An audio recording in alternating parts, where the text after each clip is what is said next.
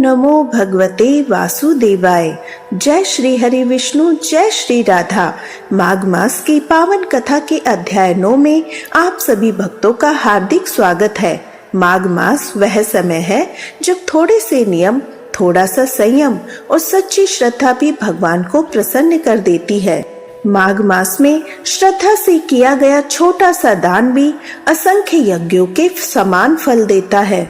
माघ मास में भाव सबसे बड़ा दान है। दिखावे से किया गया पुण्य निष्फल हो जाता है। सच्चा भक्त वही है जो अभाव में भी प्रभु को नहीं भूलता।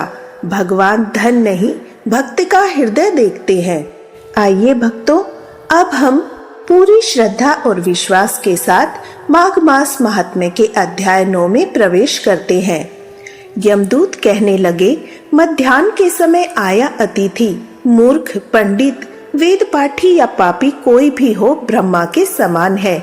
जो रात्रि के थके हुए भूखे ब्राह्मण को अन्न जल देता है, मध्याह्न के समय जिसके घर आया हुआ अतिथि निराश नहीं जाता, वह स्वर्ग का वासी होता है।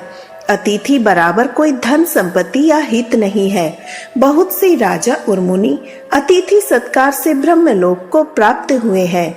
जो एक समय आलस्य से भी अतिथि को भोजन करा दे, वह यम द्वार नहीं देखता। केशरी ध्वज से वैवस्वत देव ने कहा था कि जो कोई इस कर्म भूमि मृत्युलोक से स्वर्गलोक जाने की इच्छा रखता हो, वह अन्न का दान करे। दूत कहता है, यमराज कहते हैं अन्न के बराबर दूसरा कोई दान नहीं। जो गर्मियों में जल, सर्दी में ईंधन और सदैव अन्न का दान करते हैं, वह कभी यम के दुख नहीं उठाते। जो अपने किए हुए पापों का प्रायश्चित करता है, वह नरक को नहीं देखता। प्रायश्चित न करने वाला मनुष्य नरक में जाता है। जो काया, वाचा, मन से किए हुए पापों का प्रायश्चित करता है, वह देव और गंधर्वों से शोभित स्वर्गलोक को प्राप्त होता है। जो नित्य ही व्रत, तप, तीर्थ करते हैं, जितेंद्रिय है, वह भयंकर यम को नहीं देखते हैं। नित्य धर्म करने वाला दूसरे का अन्न और भोजन और दान त्याग दे। नित्य स्नान करने से बड़े बड़े पाप का नाश होकर यम को नहीं देखता। बिना स्नान पवित्रता कैसे हो सकती है? जो मनुष्य पर्व के समय चलते जल में स्नान करते हैं, वह बुरी योनि नहीं पाते और ना ही नरक में जाते हैं। माघ मास में प्रातः स्नान करने वाले मनुष्यों को नियम पूर्वक तिल पात्र और तिल कमल का दान करना चाहिए।